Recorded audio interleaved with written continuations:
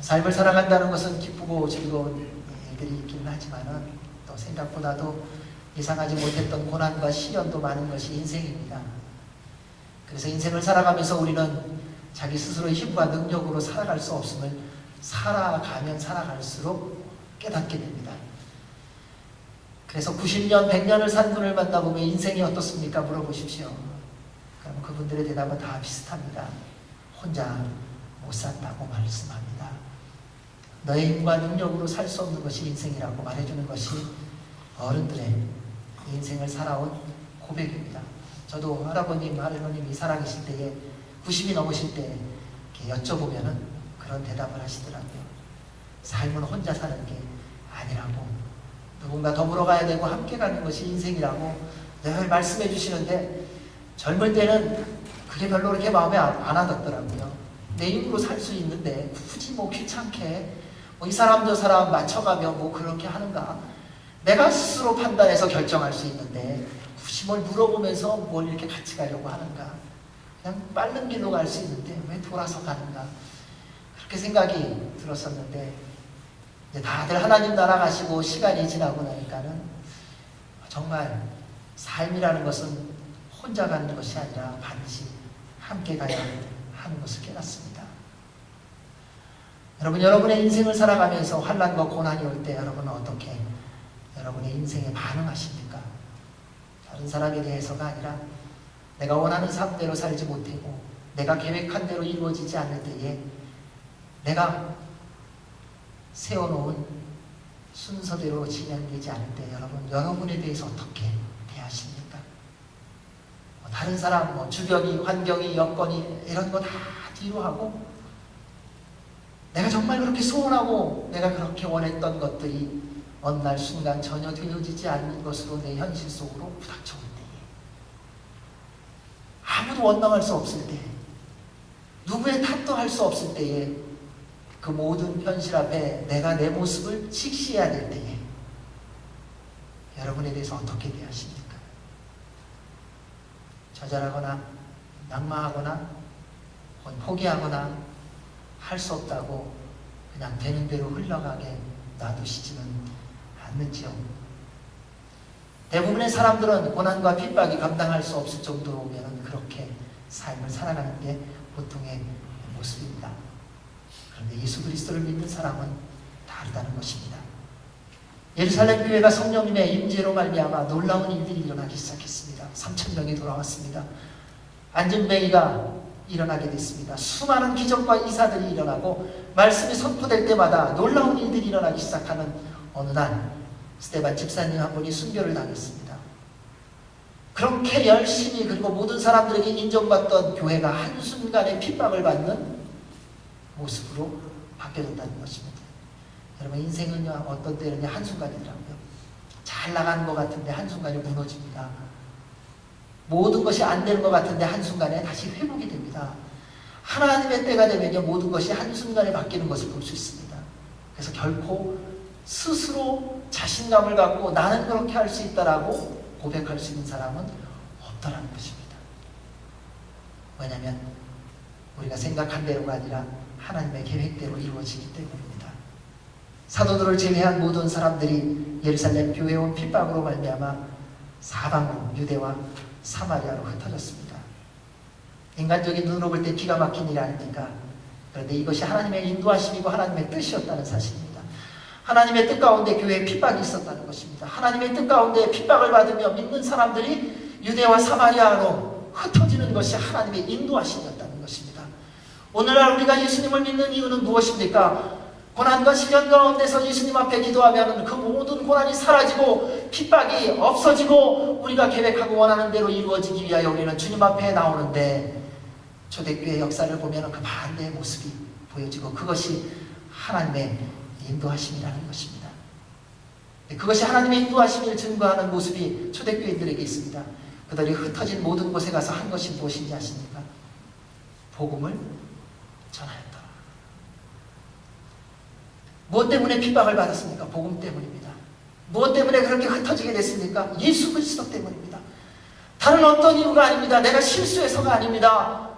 내가 열심을 내지 않아서도 아닙니다. 나의 실력이 부족해서도 아닙니다. 예수 그리스도라는 그분이 십자가에 달려 죽으시고 부활하셨다는 사실을 전한 이유 때문에 핍박을 받았고 고난을 받아 흩어지게 됐습니다. 그런데 그로 말미암아 흩어진 이 초대 교인들이 흩어진 모든 곳에서 여전히 그 주님을 증거한다는 거예요. 여러분, 이것이 복음의 능력입니다. 여러분, 복음의 능력을 뭐라고 생각합니까? 성경 66권이 몇 권인지 알고 창세기부터 계시록까지 순서를 외우고 있고 그 내용에 좋은 내용을 골라서 내가 원하는 대로 적용하는 것 아니요. 복음의 능력이 우리 안에 들어오면 예수님 때문에 핍박받는 것이 당연하다고 여겨지는 것입니다. 주의 복음을 증거하기 위해 생명도 두려워하지 아니하고 내놓을 수 있는 자가 되는 것, 그가 바로 복음을 소유한 자라는 거예요. 그래서 내 안에 주님이 주인이신 것을 증거하고 스스로 확인할 수 있는 것은 그렇게 복잡하지 않더라고요. 예수님 때문에 오해받을 때 그로 인해서 기뻐할 수 있는 것입니다. 예수님의 말씀대로 살기 위해서 핍박을 받을 때 그로 말미암아 감사할 수 있는 것입니다. 예수 그리스도의 복음을 증거하기 위하여 나의 자존심을 버릴 수 있는 것, 그것이 바로 내 삶의 주인이 예수 그리스도인 것을 확인하는 거더라고요. 저는 여러분 모두가 이러한 예수 그리스도의 증인 되시기를 주의 이름으로 축원합니다. 살아있는 복음을 듣고 경험한 사람은 그래서 환경과 여건에 흔들리지 않습니다. 무너지고 쓰러지고 좌절할 것 같은데 또 일어납니다. 그렇게 힘들게 해도 또 예수님 때문에 일어나는 거예요. 다른 이유가 없어요. 내 돈을 그렇게 다 사기쳤는데도 그럼에도 불구하고 또 용서하는 거예요. 왜요? 예수님 때문에요. 나를 그렇게 마음 상하게 하는데 그것 때문에 또 멀어지는 것이 아니라 그냥 또 품어주고 같이 가는 거예요. 왜냐하면 예수님의 십자가 때문입니다. 그것이 하나님의 복음을 갖고 있는 그리스도인의 모습입니다. 여러분, 그렇게 우리가 살아간다면 열방 가운데 어찌 기적이 일어나지 않겠습니까? 어찌 어둠 때문에 우리가 두려워하겠습니까? 우리 눈앞에 보여지는 여러 가지 난제 때문에 우리가 좌절하겠습니까? 아니요. 그건 아무것도 아니더라고요. 예수 그리스도만이 우리의 주인이 된다면, 그 복음의 능력이 우리 안에만 있다면 여러분의 인생 가운데 그 어떤 것도 여러분으로 하여금 주님 앞으로 나아가는 발걸음을 멈추지 못하게 할 것입니다. 여러분의 인생 가운데 승리의 삶을 살아가는 것을 세상의 어떤 세력도 여러분으로 하여금 흔들리지 못하게 하는 것이 바로 복음입니다. 그 복음을 소유한 자가 후입니다. 그래서 우리는 좌절할 수 없습니다. 우리는 무너질 수도 없고요. 우리는 포기할 수도 없고, 우리는 연약한 자 같으나 가장 강한 자이고, 우리는 가난한 자 같으나 가장 부한 자이고, 우리는 모자라는 자 같으나 가장 능력 있는 자임을 하나님이 인정해 주시기에 담대하게 살아갈 수 있는 것입니다. 따라서 이 땅 가운데서 세상의 세력이 여러분의 마음을 흔들 때 여러분 무너지지 마십시오. 주께서 여러분의 아버지 되심을 믿음으로 일어나십시오. 이미 승리의 삶을 살고 계십니다.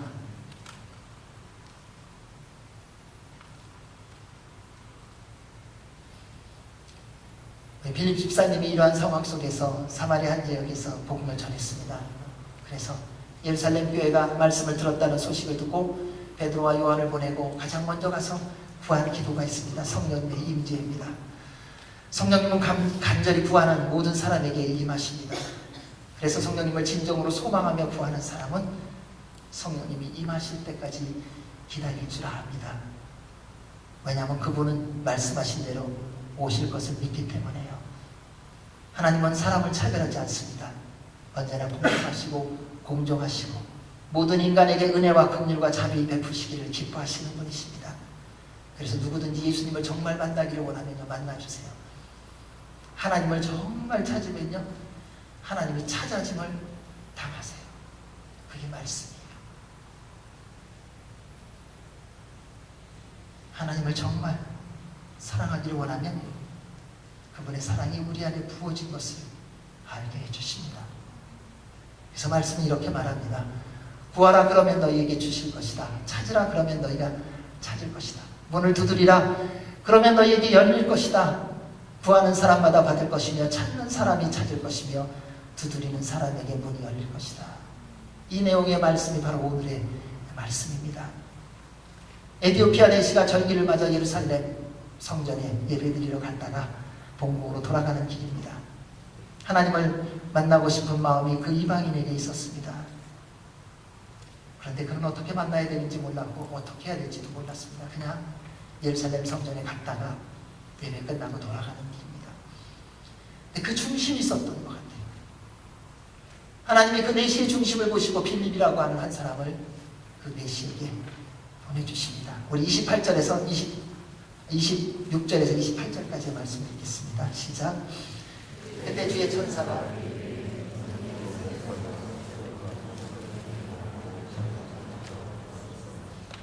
그래서 빌립이 일어나 가다가 길에서 에디오피아 내시를 만났습니다.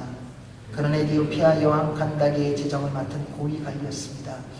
이 사람이 예루살렘에 예배드리러 갔다가 본국으로 돌아가는 길에 마차에 앉아 예언자 이사야 책을 읽고 있었습니다. 하나님이 찾으시는 한 사람이 있습니다. 하나님의 말씀에 순종하는 사람입니다. 왜냐하면 그 순종하는 한 사람을 통하여 하나님의 일을 이루어 가시기 때문입니다. 그래서 하나님의 역사, 하나님의 일은 세상의 능력, 권세, 경륜 있는 사람, 나름대로 재주와 실력이 있는 사람으로 제한되는 것이 아닙니다. 하나님의 말씀에 순종하는 모든 사람이 하나님의 뜻을 이루어가는 사람입니다. 보통 이렇게 말씀드리면 그러면 능력 있는 사람은 필요 없는 거냐? 재주 있는 사람은 그러면 할 수 없는 거냐? 그런 얘기가 아닙니다. 하나님은 재주 있고 실력 있고 경험 있는 사람을 다 사용하십니다. 그런데 그 실력과 재주와 능력이 하나님의 말씀에 순종함의 모습이 아니라면 그 능력, 그 실력은 아무 소용이 없다는 것입니다. 왜냐하면 그것조차 주신 분이 하나님이시기 때문이에요. 그래서 하나님의 말씀에 순종하는 자를 통하여 하나님은 하나님의 뜻을 이루어 가십니다. 따라서 여러분의 인생 가운데에 날마다 하나님의 뜻을 이루며 살기를 원한다면 그럼 지금 주님께서 여러분에게 말씀하시는 것에 순종하며 사시기 바랍니다. 다른 거 아닙니다. 위대한 거 하라고 하나님 말씀하시지 않습니다. 불가능한 거 하라고 말씀하시지 않습니다. 오늘 내가 할 수 있는 것을 말씀해 주시더라고요. 우리 하나님 그렇게 터무니없이 허무맹랑한 거 요구하시는 분 아니세요. 여러분, 어느 부모가 자녀에게 할 수 없는 것을 시키는 부모가 어디 있습니까? 좀 힘들지는 몰라요. 좀 귀찮을지는 몰라요. 어쩌면 내 마음에 안 들지는 모릅니다. 그러나 어느 부모가 자녀를 해롭게 하고 자녀를 어렵게 하고 자녀를 무너지게 하고 자녀가 할 수 없는 것을 시킵니까? 아니요. 인간의 부모도 그러지 않습니다. 하물며 살아계신 하나님께서 우리에게 말씀하시는 것을 어찌 우리가 할 수 없는 것을 시키시겠습니까? 여러분, 어제 한번 돌아보십시오. 어제 주님께서 여러분에게 말씀하신 것이 있다면 할 수 없는 것을 시키셨습니까? 아니요. 할 수 있는 것을 말씀하셨을 것입니다. 그래서 주의 뜻을 이루길 원한다면 지금 주님이 주시는 말씀을 믿고 순종하는 것입니다. 그때 하나님 나라가 확장되어지고 하나님께서 영광을 받으실 것입니다. 그래서 말씀에 순종하는 빌립을 통하여 저희가 두 가지를 보기를 원합니다. 첫째, 하나님의 말씀은 쉽고 자세하게 주어진다는 것입니다. 막연하게 혼란스럽게 말씀하시지 않습니다. 빌립에게 말씀하시는 주의 천사의 말을 보십시오. 너는 예루살렘에 가서 예루살렘에서 가사로 내려가는 광야길을 따라 남쪽으로 가거라. 여기서 이해 못할 말이 무엇이 있습니까? 그래서 실천하지 못할 어려운 일이 무엇이 있습니까? 그냥 예루살렘에서 가사로 내려가라고 합니다. 무슨 말을 이해하지 못하겠습니까? 예루살렘이라는 말을 이해 못합니까? 내려가라는 말이 해석이 안 되나요? 가사라는 곳이 무엇인지 도대체 설명을 할 수가 없나요? 아니요. 우리 하나님이 우리에게 말씀하시는 것은 이미 우리가 깨달을 만하고 우리가 해석할 만한 능력이 있기에 말씀하시는 것입니다. 알지도 못하는 말씀을 하시지 않습니다. 용서하라 말씀하신 하나님의 말씀, 우리가 무엇을 이해 못해서 용서를 못하나요?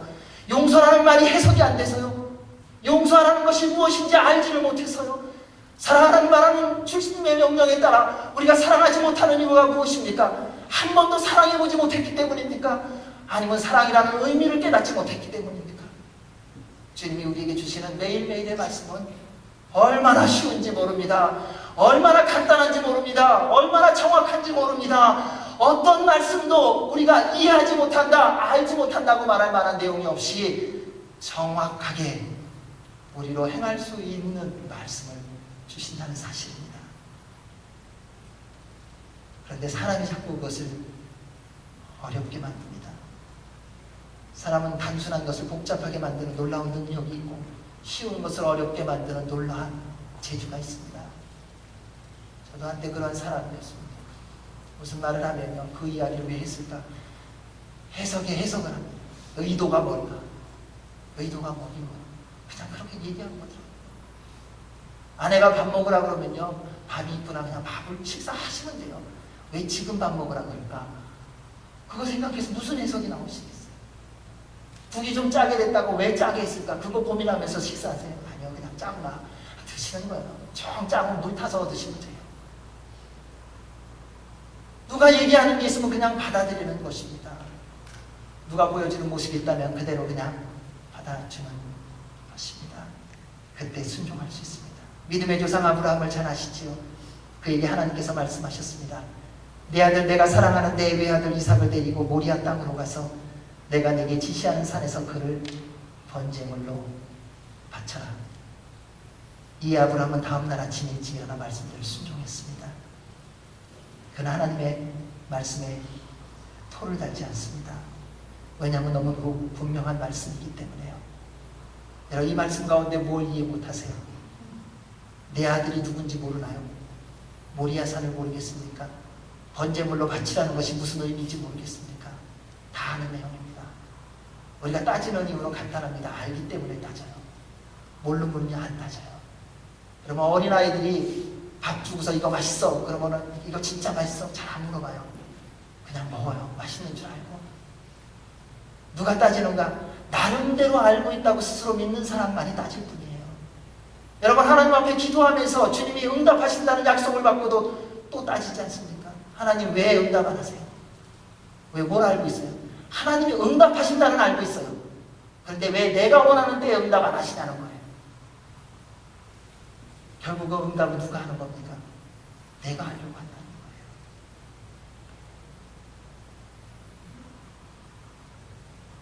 우리가 동일한 이러한 말씀을 들었다면 어떻게 반응할까요?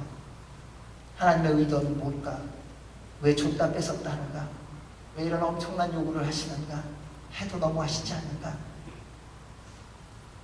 그리고 마지막 순간이 되면 대부분 결정하는 게 있습니다.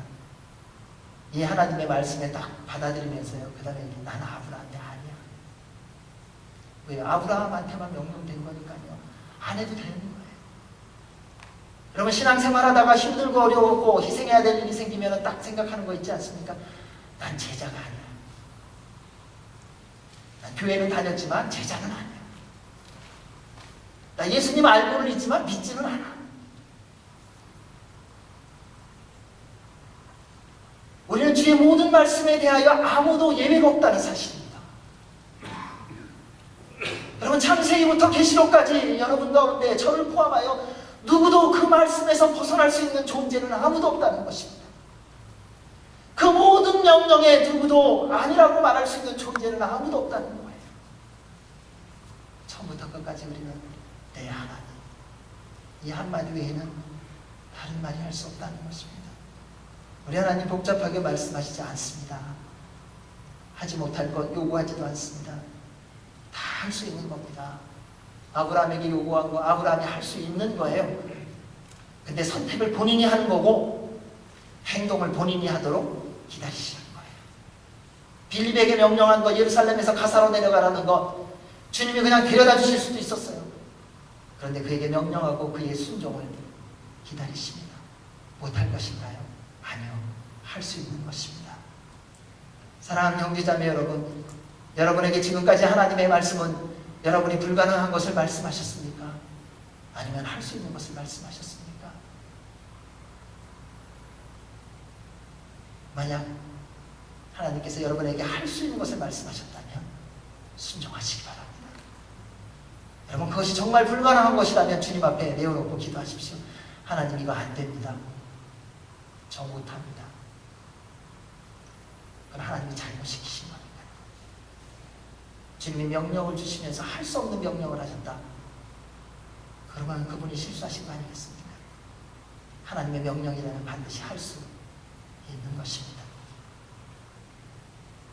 그러므로 오늘 하나님 아버지께서 여러분의 마음과 생각해 주신 말씀에 믿음으로 순종하십시오. 더욱더 주님과 친밀해지며 주의 뜻을 이루어갈 줄 믿습니다. 그리고 말씀에 순종하는 이유가 있습니다. 하나님의 뜻을 이루게 됩니다. 빌립에게 주어진 말씀은 너무나도 간단하고 단순하여 오히려 이해가 되지 않을 만큼 아주 평범한 일입니다.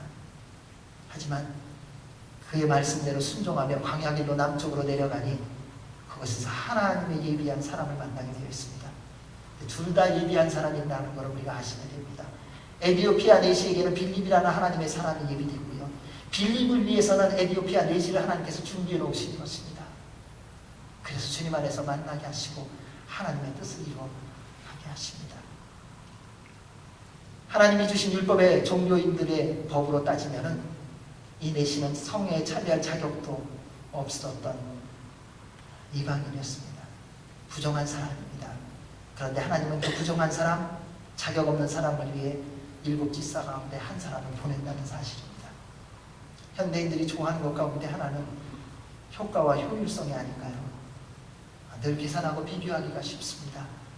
손해나 희생을 하는 것에는 별로 관심이 없습니다. 손해보는 것 같지만은 별로 그런 거 안 하더라고요. 세월이 갈수록 우리는 자동적으로 무슨 얘기를 들으면은 이것이 손해보는가 안 보는가 이미 계산이 끝납니다. 그리고 대답이 나옵니다. 그저 그 모습 그대로 받아들이지는 못하는 이유가 간단합니다. 내 안에서 그것이 계산되기 때문입니다. 하나님의 말씀을 듣는데 그 말씀이 내 안에 믿음으로 쑥 들어오지 못하는 이유, 하나님의 말씀도 계산하더라고요. 하나님 앞에 나오면서도 우리는 또 세상의 효율과 효과를 따진다는 것입니다. 그러다 보니 예수님께서 말씀하신 잃어버린 91마리 양을 위해서 99마리를 두고 가는 것이 이해가 안 됩니다. 오늘날은 이런 일 거의 없습니다.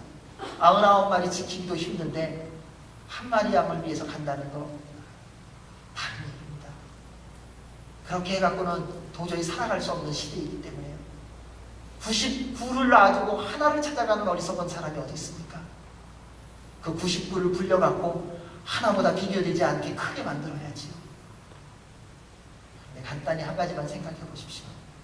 만약에 내가 그 길 잃은 양이라면, 만약에 내가 어디론가 굴러 들어가 침대 밑에 숨겨진 한 드라크마라면, 여러분 그래도 9 드라크마가 있으니까는 안 찾으시겠습니까? 여러분 그래도 99마리가 있으니까 한 마리는 그냥 없는 셈 치시겠습니까? 그렇게 할 수 없다는 것입니다. 하나님의 뜻을 이루면 불가능과 어려움으로 가는 것이 아닙니다. 가장 간단하고 쉽습니다. 그래서 믿음으로 말씀에 순종하면 누구든지 할 수 있습니다. 저는 다니엘과 다니엘의 세 친구를 참 좋아합니다. 저도 여태까지 그럼에도 불구하고 믿음에 대한 강조 여러 가지 많이 하면서 다시 말씀을 보면서 한 가지 부분에 대해서 다시 생각하게 해주셨어요. 다니엘의 세 친구가 풀무불에 들어갈 수 있었던 것은 그들이 나름대로 용기가 있고 나름대로 재주가 있고 실력 있고 강하고 능한 자여서가 아니라 그들이 딱 하나 하는 게 있었더라고요. 하나님의 말씀을 믿었어요. 그래서 하나님의 명령을 지킨 것뿐이에요.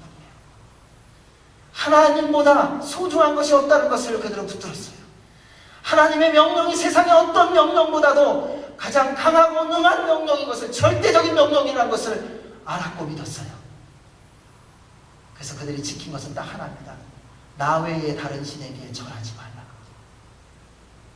다니엘의 세 친구가 불못불에 던져짐을 당한 이유는 딱 그 하나 이유 때문입니다. 그들이 지금까지 살아보니 하나님이 능력 있고 실력 있고 그분 참 좋더라 이런 이유가 아닙니다. 그분이 말씀하신 거예요. 나를 지으신 하나님께서 나에게 말씀하셨어요. 너는 나 외에 다른 신에게 절하지 말라. 이것이 그들로 하여금 풀무불도 이기게 하는 능력이 된 거예요. 여러분 주변의 환경이 여건이 다른 사람이 나의 마음을 아프게 하니 나로 하여금 주님을 따라가는 것을 머뭇거리게 하거나 지치게 하는 것이 아닙니다. 우리 안에 정말 하나님 아버지 그분이 전부이신가 하는 것을 돌아보아야 할 것입니다. 만약에 주님이 최우선이라면 주님보다 앞서는 모든 것에 대해서 우리는 용납할 수 없습니다. 용납이 되어지지 않는 거예요. 그것이 아무리 좋은 것이라도, 아내라도 남편이라도 자녀라도 부모라도 하나님보다 우선되는 것이라면 그것은 끊어버릴 수 있는 것이어야 됩니다. 왜냐하면 하나님이 우리에게 그렇게 요구하시기 때문에요. 그것이 하나님이 우리를 향한 부르심이기 때문에.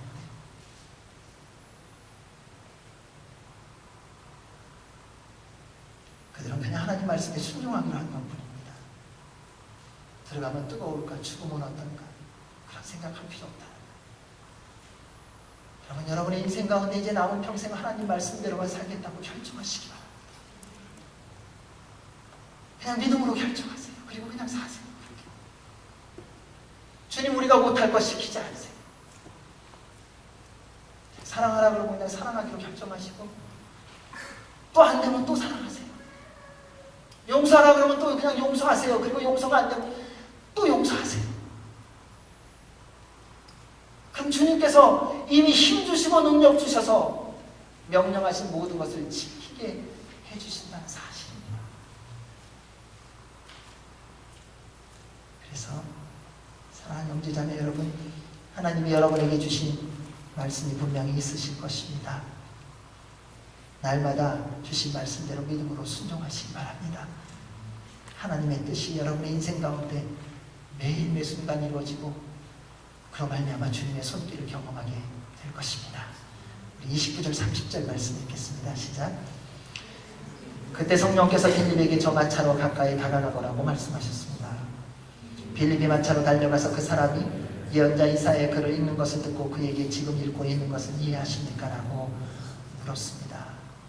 여러분, 모든 시간의 주관자는 하나님이십니다. 인생을 살아가면서 많은 사람들이 실패합니다. 왜냐하면 때를 모르거든요. 뭐가 유행할지 잘 알고 있다면 그 때를 맞춰갖고 하면은 잘 되지 않겠습니까? 그럼 다 성공하겠죠. 근데 안 되더라고요. 어느 직장에 가갖고서 인터뷰할 때 인터뷰하는 사람의 질문이 뭐고 들을 대답이 뭔지를 다 안다면 누가 안 되겠습니까? 다 되죠. 어디를 가든지 때와 그 모든 것을 알 수만 있다면 우리는 언제나 승승장구하며 살 수 있을 것입니다. 그런데 그게 잘 안 된다는 것입니다. 생각에는 분명히 그것이 잘 될 거라고 확신하고 있는데 시도해 보니까 영 안 되는 거예요. 제가 알고 있는 분들 가운데 그런 분이 몇 분이 계세요. 아이디어가 좋은 분들이 생각보다 참 많습니다. 근데 그 아이디어대로 확신을 갖고 투자를 해서 개발을 했는데 너무 빨랐어요. 안 되는 거예요. 그래서 망하시더라고요. 어떤 분은 너무 확실해질 때까지 기다린다고 기다리다가 너무 늦었어요. 또 역시 안 되더라고요. 여러분, 우리는 잘 알 수 있는 것 같고 실력과 경험이 있고 많은 데이터를 갖고 있으면 정확한 시간을 분별하여 그때에 맞춰서 뻥 하고 터뜨릴 수 있을 것 같은데 그게 생각처럼 되지 않더라고요. 세상의 사람들을 보십시오. 열심히 하다가 어느 날 되고 나면 뭐라고 말합니까? 아, 당신 참 운 좋다 그래요.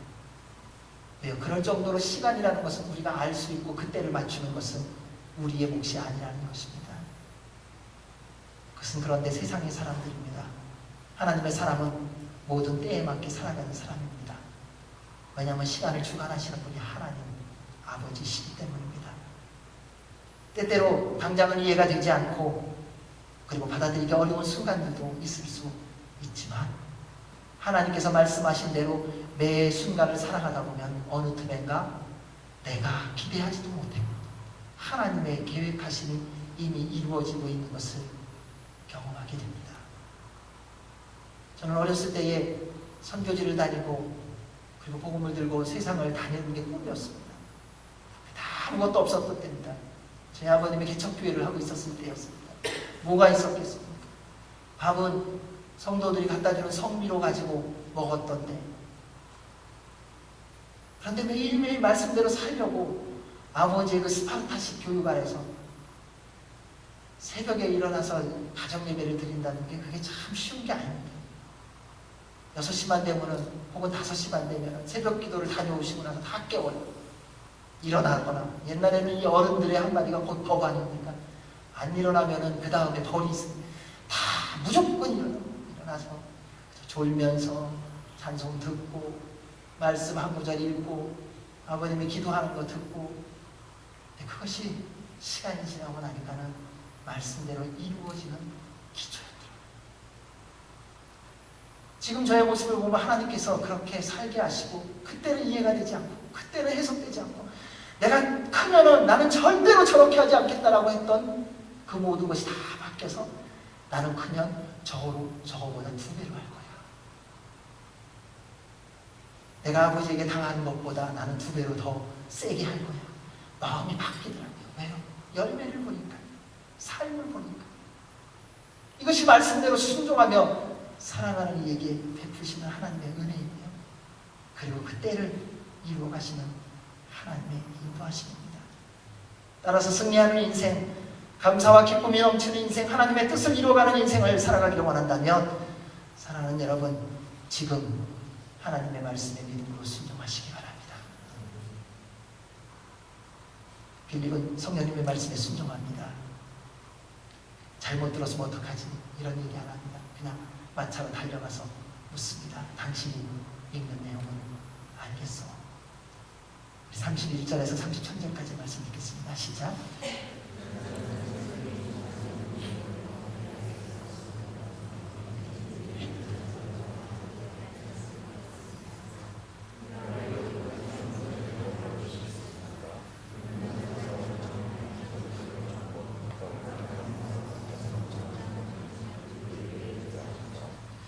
그는 굴욕을 당하며 공정한 재판도 받지 못해 이 땅에서 그의 생명을 빼앗겼으니 누가 이 세대의 악함을 말로 다 표현할 수 있겠는가? 예수 그리스도를 만나기를 원하면 예수 그리스도를 분명히 만납니다. 그리고 예수님을 만나면 삶의 변화가 있고 태도의 변화가 있습니다. 이 내시를 통해서 2가지 모습을 볼 수 있습니다. 첫 번째, 예수님을 만나는 사람, 예수님을 만난 사람은 자신의 부족함과 연약함을 인정합니다. 빌립의 질문에 내시는 전혀 주저함 없이 이렇게 대답합니다. 설명해주는 사람이 없습니다. 그런데 내가 어떻게 알겠습니까? 생전 처음 만나는 사람 아닙니까? 그런데 그 있는 제가 아시오? 이렇게 물어보는데 설명해주는 사람이 없어서 제가 잘 모르겠네요. 여러분, 누군가 여러분이 어떤 책을, 영어 책을 읽는데 옆에서 와서 그 내용 알아요? 처음 보는 사람이 물으면 어떻게 대답하세요? 이 사람이 나를 뭘로 보는 거야? 내가 알고 있지. 사실은 모르는 거예요. 우리는 누군가 나의 모르는 것, 나의 부족한 것에 대하여 말하는 것 같을 때는 어느 틈엔가 내 안에서 분노가 먼저 일어나지 않습니까? 당신이 왜 나를 판단하냐고. 나를 얼마나 알길래 나를 이렇게 심판하냐고. 그런데 내시라고 하는 이 사람은 자신의 모름을 인정합니다. 무례한 질문 아닙니까? 그런데 어린아이처럼 인정하고 고백합니다. 이것이 바로 하나님의 말씀을 배우는 사람, 하나님의 뜻대로 살아가는 예수 그리스도의 제자의 첫 발걸음입니다. 모르는 것, 부족한 것이 있다면 인정하는 것입니다. 그래야 그때부터 배움이 시작되기 때문에요. 여러분, 언어를 정말 잘 배우는 사람들이 어떤 사람인지 아시지 않습니까? 모를 때마다 물어보는 사람, 틀려도 계속 말하는 사람이에요. 그리고 교정을 받는 사람. 어떤 사람, 그러니까 콩글리시라고 있죠. 제가 아프리카 갔을 때 이 콩글리시가 얼마나 잘 통한지를 알았습니다. 못하는 사람은 못하는 사람끼리 통하더라고요. 정확하게 말을, 미국 사람이 아프리카 와서 얘기하면 아프리카 사람이 듣고 그래서 무슨 얘기하냐고요. what 이 얘기 말이에요. 근데 저 같은 사람이 이렇게 어법이 되는 듯 하다가 안 되고 단어가 뭐 정확한 듯 하다가 안 정확한 거 있잖아요. 뭐 그런 거 있어요. 그렇게 얘기를 하면 다 알아들어요. 제가 의도하고 하는 것을 다 알아듣는 거예요. 근데 진짜 영어 하는 사람이 와서 얘기하면 못 알아들어요. 우리끼리도 마찬가지로 내봤습니다. 미국 사람이 와서 여기서 설교하면요, 우리 잘 못 알아들어요. 근데 한국 사람이 설교하면요, 억양도 너무 마음에 와닿고요. 그 단어 선택이며 틀린 것도 문법도 어쩌면 이렇게 절묘하게 잘 들려주는지 내가 이해하도록 풀려주니까 참 좋은 거예요. 근데 한번 돌아보십시오. 지난 20년, 30년, 40년 이민의 삶을 살면서 여러분 언어가 얼만큼 진보되셨습니까? 40년 사셨다면 현지의 사람들과 전혀 거리낌 없이 다 대화가 돼야 되지 않겠습니까? 그런데 우리는 문화가 다르다, 언어가 어렵다 하는 걸로 잘 하지 못할 때가 많습니다. 왜냐하면 어느 정도 우리가 적당하게 알고 나면 더 이상 알려고도 하지 않고 모르며 들리는 말은 무시해버립니다. 그리고 모르는 것을 말해주면 자존심을 내세우고 묻지도 않고 그냥 지나가기 때문은 아닌지요. 정말 배우려면 부족함을 인정해야 됩니다. 왜냐하면 부족함을 인정하면요 잘 가르쳐 주더라고요. 제가 인도네시아에서 선교 삶을 살 때 그때 배운 내용입니다. 무슨 말 알겠습니까? 인도네시아 말을. 사투, 두아, 띠가 이게 1, 2, 3이라는 거예요. 근데 사투, 두아, 띠가를 외우고 이거를 기억하는데 일주일이 넘어 걸리더라고요. 1, 2, 3, 4, 1, 2, 3 이거를 하는데 하도 이만이 말 갖고 저만이 틀릴 때마다 웃잖아요. 웃는데 그때는 하나님이 저에게 주시는 은혜가 있어요. 웃을 때는 웃어라. 나는 상관없다. 또 물어보는 거예요. 틀리면 또 물어보고 또 물어보고 또 물어보고 그러면서 배우게 됐어요. 자존심만 버리면 언어는 배우는 거구나. 머리가 나빠서가 아니더라고요. 여러분 가장 무서운 게 뭔지 아세요? 돌에다 새기는 겁니다.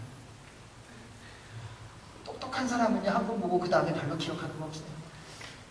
근데 돌에 새기면요 그게 잊어버려지지 않아요. 20년이 넘었는데도 1, 2, 3, 4를 제가 기억하고 있지 않습니까? 그게 새겨지는 거더라고요. 근데 이것은 내가 부족하다는 것을 인정할 때에 시작되는 거라고 합니다. 말씀을 보아도 알 수 있듯이 말씀을 읽고 있다고 다 이해하는 건 아닙니다. 말씀을 듣고 있다고 깨닫고 있는 것도 아닐 때가 있다는 것입니다.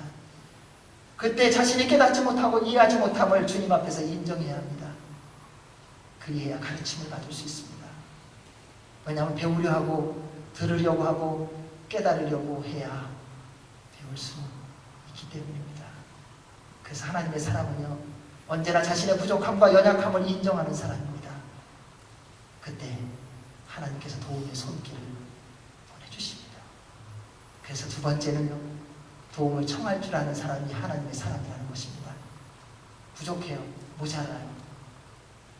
근데 이런 경우도 있어요. 저도 이제 형들하고 싸울 때 형 내가 몰라요. 그래요. 그래서 뭐 하려고 대들더라고요. 부족한 거 지적했고 나 인정한다고. 근데 인정이 아니더라고요.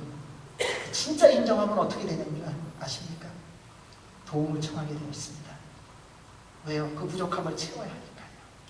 그 모자라는 것을 이겨내야 하니까요. 내가 일어날 수 없는데 일어날 수 없다면 나 일어날 수 없다고 인정을 하고 그 다음에는 일어나 있는 사람에게 도움의 손길을 청해야 되지 않겠습니까? 형제님 내가 일어나기가 어려운데 나 좀 도와달라고. 사실은 이것이 때로는 얼마나 마음 상하는 일인지 모릅니다. 어쩌면 나보다 어린 사람에게 자매님 내가 이 부분이 잘 모르는데 이해가 되지 않는데 설명해 줄 수 있겠습니까? 그래서 모르고 살아가는 게 낫지 그 물어보는 거 굉장히 어려워요. 근데 하나님의 사람은 그렇게 할 수 있는 사람이라는 것입니다. 빌립의 질문에 이사야의 글을 전혀 이해하지 못하는 내시가 빌립에게 도움을 청합니다. 그리고 올라오라고 말합니다. 이런 모르는 것을 가장 쉽게 배우는 편한 길은요 잘하는 사람 찾아가 묻는 거예요. 학교에서 공부 잘하는 학생들 보면요 열심히 공부하는 사람이기도 하지만 그 학생들 가만히 살펴보십시오. 모르는 거 있으면요 그 교수님 찾아가더라고요. 그래서 물어봐요. 교수님 이거는 어떻게 되는 겁니까? 선생님이 물어보는데 너는 머리가 돌이냐? 그리고 내쫓는 선생님은 아무도 없습니다. 다 알려줍니다. 여러분 우리가 모를 때에 누군가 형제자매한테 찾아가 물어본다면 누가 무시합니까? 아니요. 그저 과거에 한두 번 경험했던 것으로 내 스스로 또 무시당할 것이다 라고 하는 내 확고한 의지 때문에 가지 않는 것뿐이에요. 그런데 하나님의 사랑은 또 간다는 것입니다. 유명한 화가와 유명한 작곡가들의 음악을 한번 들어보십시오. 교회 한 곡을 들어도 다른 사람은 옆에서 야 좋다 그러는데 졸리기만 하지 무슨 내고인지 모르겠다는 거야. 맨날 무슨 피아노 소나타 피아노 한 곡 갖고 뭐 그렇게 복잡하게 연주를 하는지. 그런데 그것을 작곡한 작곡가의 설명을 들어보면 하나하나의 실려오는 음이 다 느껴지더라고요. 여러분, 처음 피카소의 그림을 보십시오. 그게 무슨 그림입니까? 애들이라도 그렇게 그리겠어요. 그런데 그렇게 그린 배경과 그 삶의 설명을 듣고 나면 그렇구나. 이 색깔이 그래서 나왔구나. 이 모습이 그래서 나왔구나. 받아들여지는 게 다르다는 거예요. 동일합니다. 여러분, 여러분의 인생의 목적 때문에 혼란스럽습니까? 어떻게 나가야 될지 갈 길이 막혀서 갈등 가운데 계십니까? 이를 겪을 때마다 어떻게 해결해야 될지 몰라서 스스로 좌절하고 낭만과 절망 가운데 계십니까? 우리를 지으신 하나님 아버지 앞으로 나오십시오. 그리고 그분께 물어보십시오. 나를 향한 계획을 갖고 계신 분, 그분께 여러분의 인생을 물어보세요. 그럼 그분이 알려주세요. 살아계신 하나님, 그분은 여러분을 위한 모든 꿈을 갖고 계시기 때문입니다. 사랑하는 여러분, 인생이 이해되지 않을 때 길과 진리와 생명이신 예수 그리스도께로 나오시기 바랍니다. 주님께서 말씀해 주실 것입니다. 우리 34절에서 38절 말씀 읽겠습니다. 시작. 그네시가 빌립에게 이 말을 누구를 두고 한 말입니까? 여자 자식을 두고 한 말입니까? 아니면 다른 사람을 두고 한 말입니까? 라고 물었습니다. 그러자 빌립이 그의 입을 열어 바로 그 성경 구절로부터 시작해서 예수에 대한 복음을 전해주었습니다. 그들이 길을 따라 내려가다가 물 있는 곳에 이르게 되자 네시가 말했습니다. 보시오, 여기 물이 있어 내가 세례를 받지 못할 이유가 어디 있겠소? 그리고 네시는 마차를 멈추라고 명령했습니다. 그리하여 빌립은 네시와 함께 물로 내려가 그에게 세례를 베풀었습니다. 네시가 읽은 이사야서의 내용은 예수 그리스도에 대한 내용이었습니다. 성령 하나님은 예수님을 간절히 알고자 찾는 자, 믿고자 찾는 자에게 나타나시고 만나주십니다. 그래서 하나님께서 말씀하셨습니다. 너희가 전심으로 나를 찾고 찾으면 만나리라. 정말 예수님을 만나기 원한다면 예수님 만나주십니다. 정말 성령님 충만하기를 원한다면 우리 성령님 바람처럼 불처럼 임하십니다. 우리 안에 정말 간절한 마음으로 주님 앞에 예배자가 되기를 원한다면 예배 때마다 주님의 임재를 경험하게 주십니다. 정말 기도의 응답을 받기를 원하는 간절함으로 응답하실 때까지 기도한다면 우리 주님 반드시 응답해 주십니다. 예수님에 대해서 듣고 나자 내시는 여정 가운데 물을 보자 세례받겠다고 말합니다. 하나님의 역사는 순종하는 사람, 겸손한 사람을 통하여 이루어지고 있는 것을 보게 됩니다. 성령님의 말씀에 순종한 빌립, 복음을 듣고 겸손함으로 세례로 받기로 결정한 네시, 이 두 사람을 통하여 하나님의 나라가 확장되어지고 주의 뜻이 이루어지는 것입니다. 사랑하는 여러분, 여러분의 인생 가운데 가장 큰 기적을 여러분 뭐라고 생각하십니까? 재벌이 되는 것입니까? 권력자, 명예를 갖는 자, 유명한 자, 세상으로부터 인정을 받는 자, 노벨 평화상을 받고 물리상을 받는 것입니까? 아닙니다. 여러분, 우리 인생 가운데 가장 큰 은혜와 복은, 가장 큰 성공은 우리를 위하여 이 땅에 내려오셔서 우리의 모든 죄를 짊어지시고 십자가에 달려 죽으시고 부활하신 예수 그리스도를 믿고 영원한 생명을 얻은 구원받음이에요. 다른 어떤 것도 아니에요. 여러분, 암에 걸려도 괜찮아요. 수십 번, 수백 번 상처를 받아도 괜찮습니다. 우리에게 진정한 복은 우리를 위하여 이 땅에 내려오셔서 십자가에 달려 죽으시고 부활하신 예수님을 믿음으로 구원받은 사실입니다. 이것과 바꿀 수 있는 거 아무것도 없습니다. 다른 어떤 것도 예수 그리스도를 믿음으로 말미암아 구원받은 것과 바꿀 수 있는 게 없습니다. 이 복이 우리에게 이미 주어졌습니다. 근데 어찌 세상의 것 때문에 또 갈등하시겠습니까? 이미 내 안에 세상의 온 우주 만물을 지으신 그 하나님이 살아계시는데 무엇을 가지고 또 혼란스럽게 사시려고 합니까? 사랑하는 여러분, 하나님의 영원한 생명을 소유한 자답게 사시기 바랍니다. 이미 여러분은 이 땅 가운데서 영원한 승리를 이미 소유한 자로 살아가는 것입니다. 제발 기죽고 살지 마십시오. 왜 그렇게 어깨를 푹 처지게 하고 살아갑니까? 좀 예수 그리스도의 자녀답게, 예수 그리스도의 제자답게, 하나님의 살아계심을 증거하는 자답게 어깨도 펴고 당당하게 살아가십시오. 주님이 여러분의 영원한 아버지이십니다. 주께서 여러분을 통하여 영광을 받아 주실 것입니다. 그리고 빌립은 사명이 끝나고 주의 부르심을 따라 또 다른 데로 갑니다. 여러분, 주께서 여러분의 사명이 끝나고 나면 분명히 부르실 것입니다. 따라서 이것은 이 땅의 삶은 영원한 것 아닙니다. 주님께서 주신 인생 동안에 살아가는 것입니다. 무엇을 위해 사시겠습니까? 어디에 목적을 두시겠습니까? 어떤 것에 관심을 두고 살아가시겠습니까? 성삼일체 하나님께만 집중하시기 바랍니다.